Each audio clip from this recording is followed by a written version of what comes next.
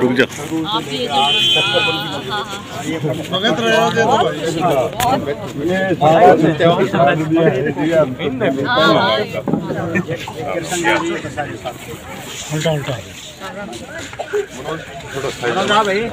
Side में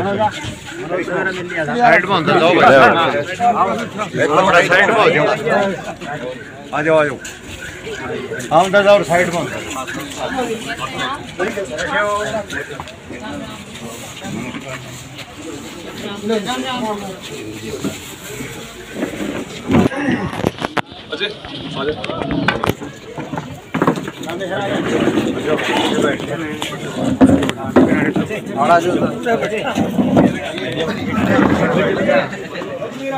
एक बार पीछे देखना जी, पुराना है, पीछे देखना जी। पुराना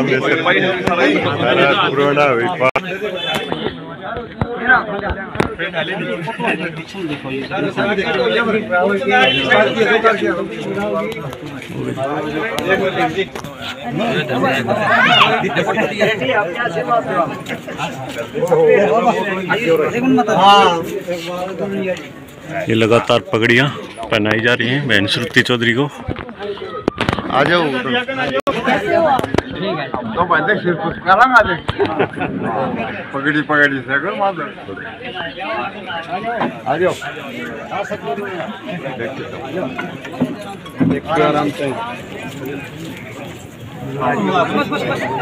आराम से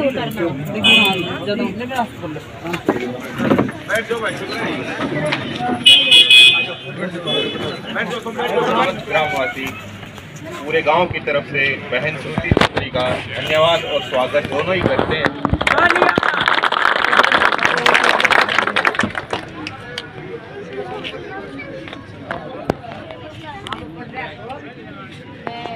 आप सबको नमस्कार, सबको, मेरे बड़े बुजुर्गों को, माता बहनों को, भाइयों को।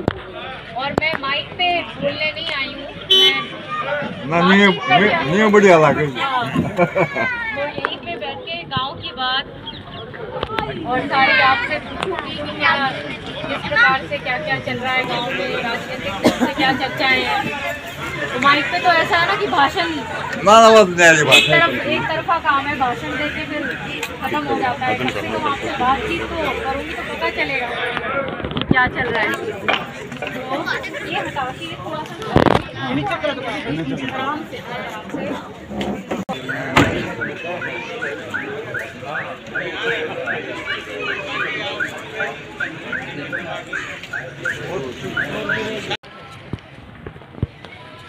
और 10 साल कोई छोटा समय नहीं होता। विधानसभा में भी बीजेपी रही, लोकसभा में भी बीजेपी रही और लगभग वही लोग जीत कर बार बार आए। मुझे याद है चौधरी सुरेंद्र सिंह जी के लिए जब मैं प्रचार के लिए जाती थी, बच्ची थी कॉलेज में, स्कूल में, तो मुझे भाषण देने बिल्कुल अच्छे नहीं लगते थे। मैं पीछे रहती थी और फिर वो मुझे बताया करते थे कि क्या बोलना है।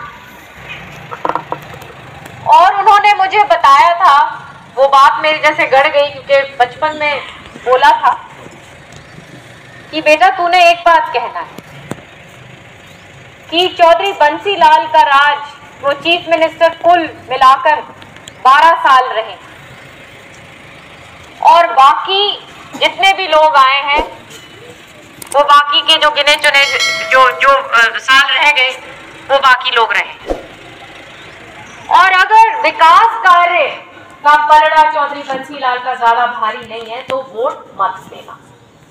ये चौधरी सुरेंद्र सिंह जी का भाषण का एक हिस्सा हुआ करता था और मुझे बोलते थे कि तू भी ये बोला कर।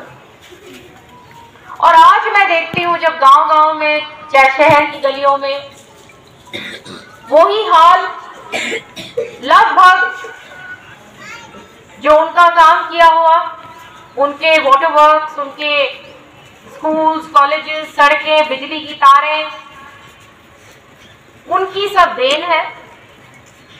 चौधरी सुरेंद्र सिंह जी उसी कड़ी को बढ़ाते थे और उनके बाद जब किरण जी के हाथ में मंत्रालय आया तो गांव-गांव में उन्होंने कोशिश करी, चाहे वाटर वर्क्स की बात आए, चाहे पाइपलाइन की बात आए, जो उनके महत्व से वो कर सकती थी। हमारे लगभग हर गांव में वो काम हुआ। मेरी तरफ से जीएमटी लैब जो भी मैं कर सकती थी, पंचायत घर हो, एमपी लैब हो, बहुत रुचि लेकर और बहुत धक्का मार मार के वो काम हम लोग फॉलो करते थे कि हमारे ये समस्याएं हैं गाँव। मुझे याद है मेरे टाइम पर एक हमारी स्कीम हुआ करती थी एमपीज़ की, अब तो मालूम नहीं वो स्कीम है भी या नहीं, प्रधानमंत्री रिलीफ फंड, और उसमें जो पिछड़े और गरीब परिवार थे, जो इलाज जिसके ऐसी परिस्थितियां थी जो इलाज नहीं करवा पा रहे थे इस पेशेंट्स के, उनके पास जो घर में लोग थे बीमार गरीबी के कारण, तो उनके लिए एक योजना थी जहां प्राइम मिनिस्टर रिलीफ फंड के तहत उनको डायरेक्टली पैसा मिलता था, किश्तों में आया करता। और पूरे भारत में मैं नंबर 1 पे थी जहां पे उस योजना का सबसे ज्यादा फायदा मैंने एमपी के रूप में उठाया और हमारे लोगों को उससे लाभ है। अब मैं सोचती हूँ कि हमने कभी ये बातें बोली नहीं, क्योंकि मेरे को ये बात बहुत छोटी लगती है बोलने के लिए, क्योंकि इलाज की बात है, कोई खुशी खुशी तो आता नहीं है, कोई दुख दर्द नहीं आता है काम करवाने। जब आप नौकरी के लिए आते हो या बिजली के लिए आते हो या कोई ये एक दुख ही है ना। और नौकरी जब आदमी हाथ फैलाता है किसी के सामने, पूछता है, मांगता है, तो ये खुद को अच्छी बात थोड़ी लगती, ये करना पड़ता है। और मुझे दुख होता है कि हमारे नौजवान भाई बहन बच्चे जो इतने काबिल हैं, उनके पास आज के दिन वो जरिए नहीं।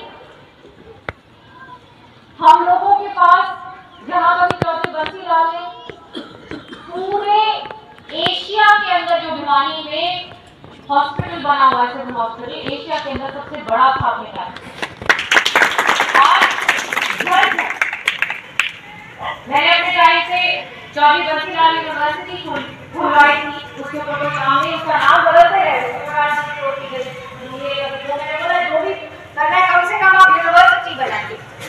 स्पोर्ट्स यूनिवर्सिटी खोलने की कोशिश करी, उसके ऊपर भी कोई, सब घोषणाएं तक रह गई बात, और उसका लाभ हमारे क्षेत्र को कुछ नहीं मिला। क्या हमें हॉस्पिटल्स नहीं चाहिए? क्या हमें सड़कें नहीं चाहिए? अच्छा पानी नहीं चाहिए? क्या हमें बिजली नहीं चाहिए? क्या हमें रोजगार नहीं चाहिए?